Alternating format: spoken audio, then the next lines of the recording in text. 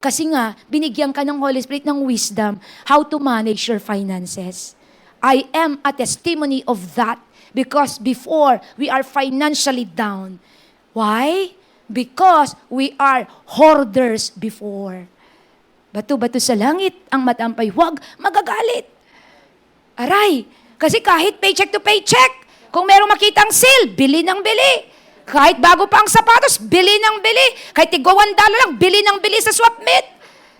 Pero pag magbabayaran na, wala, nagkakanda, hilo-hilo ka na sa kababayad. Lord, I've been praying for breakthrough. Anak, hindi po nagagamit yung bago mong damit sa cabinet, bumili ka na naman. Kahit $2 lang yan, $2, malaking bagay na yan. Minsan ganun tayo. Kaya tayo kanta-kanta hira sa katatrabaho, Mondays to Sundays. Hindi ka na nakakadalo. Nagpipray ka ng breakthrough, yung magkaroon ng breakthrough. Nag-breakthrough nga sa finance mo, pero nagkakasakit ka naman.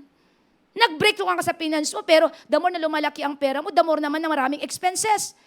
Pero kahit paycheck to paycheck ka, pero pag alam mo lang, Holy Spirit give me the wisdom, and the Holy Spirit is multiplying your paycheck to paycheck. The Lord is now promoting you, and not only promoting you, yung ang tagal mong pinagpipili makabili ng bahay, nung 3 trabaho hindi ka nakakabili ng bahay, nung 1 trabaho mo na lang, because the Holy Spirit move upon you, nagulat ka, nakabili ka na ng bahay. Hello? Mga kapatid, we need breakthrough through the Lord Jesus, through the Holy Spirit, by totally depending on Him. Amen.